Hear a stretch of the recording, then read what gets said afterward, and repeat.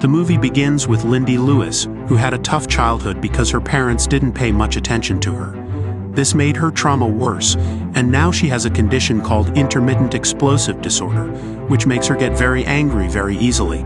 Even though she tried many treatments and served in the military to manage her anger, nothing worked. Her psychiatrist, Dr. Munchin, came up with a plan to help her. He gave her a vest that gives her electric shocks to control her anger and stop her from fighting. Lindy goes on a date with a boy named Justin to try living a normal life.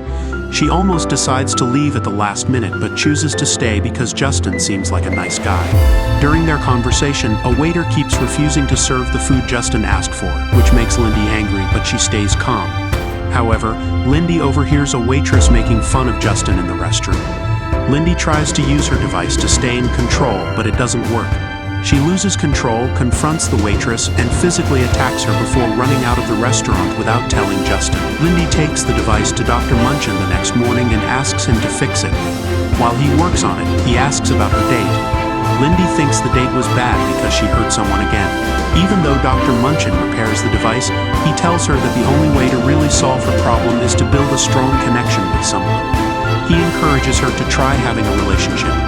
Lindy leaves without saying anything but later calls Justin to ask if they can meet. They get along well the next time they meet, and she even talks about her love for photography with him. They go to Lindy's house and he tries to kiss her. She feels worried, fearing she might hurt him. Justin then finds her vest but isn't worried and stays the night with her. The next morning, Justin gives Lindy a camera, and she is touched by his kind gift. When he asks about her medical equipment, she hesitantly tells him about her disorder. She asks him to stay longer, but he needs to go back to his job as an accountant.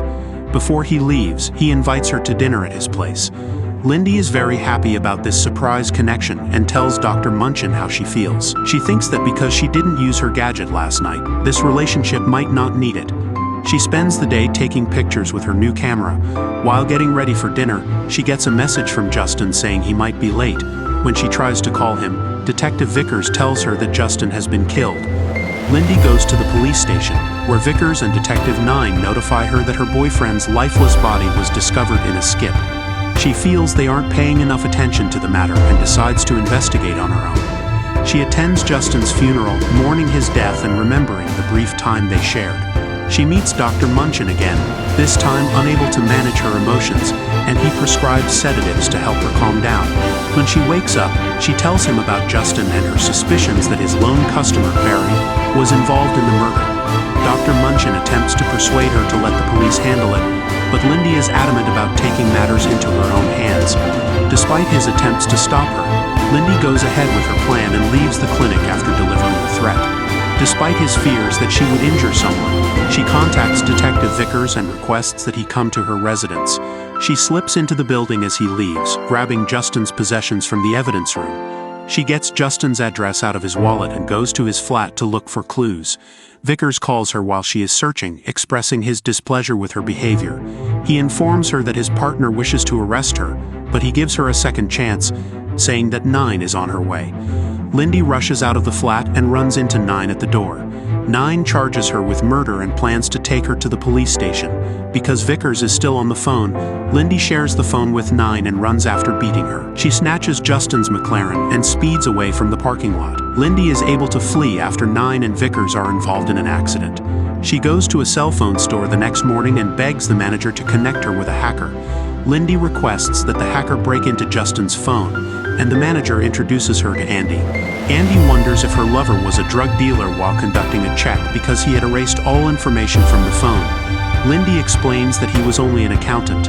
The last 6 calls Justin received were all from an arms dealer named Barry Crusari, whom Lindy believes was Justin's sole client, although he hadn't revealed his occupation.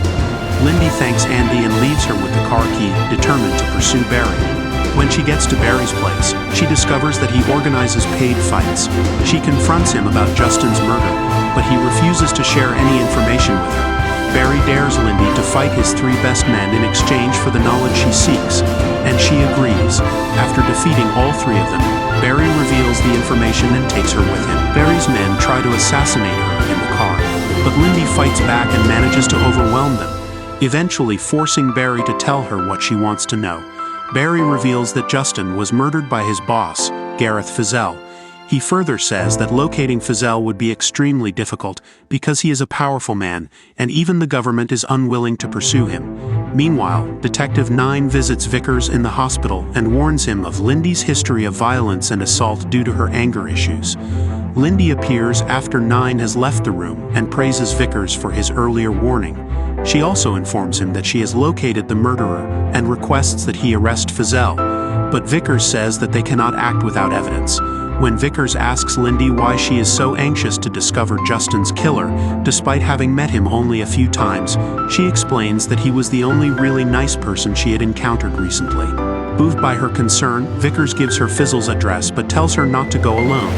Nine arrives and attempts to arrest Lindy while they discuss the situation, but Lindy manages to flee once more. She arrives at Feazell's office building, where Delroy, his security officer, offers to accompany her to his office, but then knocks her down in the lift. He questions her about the purpose of her hunt for Feazell. She assures him that she is seeking Justin's killer but is not a member of Justin's family. Delroy, on the other hand, attempts to spare her but takes her vest and forces her out of the building. Lindy constantly misses her vest in the car and urges the driver to stop, but when the driver refuses, she strikes him, resulting in an accident. She escapes from the car and flees the scene. After retelling her adventures, she sees Dr. Munchin again and demands that he develops another device. She returns to her flat later, only to find that someone has broken in. She enters through the window and discovers that Feazell's men have planted a booby trap designed to kill her in an explosion. She takes the device with her after disarming it and plants another bomb in the flat to stage her death. As she walks out of the building, she runs into Vickers, who wants to arrest her for her own safety, but is distracted as her flat explodes, allowing her to vanish once more. Vickers calls her and attempts to talk her out of going after Feazell, advising her to let the authorities handle it. Lindy, however, feels they will not arrest him and dismisses his concerns, continuing with her plan. She reaches Feazell's office building but is caught again by Delroy. Delroy takes her to Feazell, who admits to killing Justin and many other innocent people. Lindy tries to control her anger, but Delroy knocks her out with a blow to the head. When she wakes up, she's tied to a chair. Lindy manages to escape and fights Delroy, forcing him to reveal where Feazell's secret office is. She encounters more guards and a fight breaks out. After defeating the guards, she gets to the office only to find Feazell already dead. Then Justin walks in, even though she saw him buried. Justin explains that he's a CIA agent who used her to get to Feazell because they didn't want to be directly involved. He says that Dr. Munchin recommended her because he works for them, and his research is funded by them. Justin tries to torture her with an electric shock, but it doesn't affect her anymore because she has become resistant to it. Lindy fights back by throwing her bag at him and then runs away from the building. Justin, confused by her actions, is caught in a bomb explosion that kills him. Lindy runs away from the building and talks to Dr. Munchin. She tells him she thinks he's been using her for his own benefit. He says sorry and explains he didn't know about Justin's idea. Vickers and Nine find Lindy and Dr. Munchin arguing. At first, they worry Lindy might hurt him, so they shoot her in the leg to stop her. But then they realize she's trying to handcuff him to give him to the police.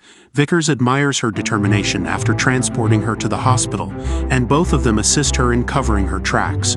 They return her device, which they had confiscated in the ambulance. Vickers asks Lindy out, and she agrees to think about it. Lindy returns to her old flat to collect her stuff after healing from her injuries and being discharged from the hospital. In the closing scene, she is visited by a strange woman who later reveals herself to be Justin Sr. Lindy has been under surveillance for years, according to the woman, and they want to use her rage to bring down bad people. Thank you for watching. Don't forget to subscribe. See you on the next video.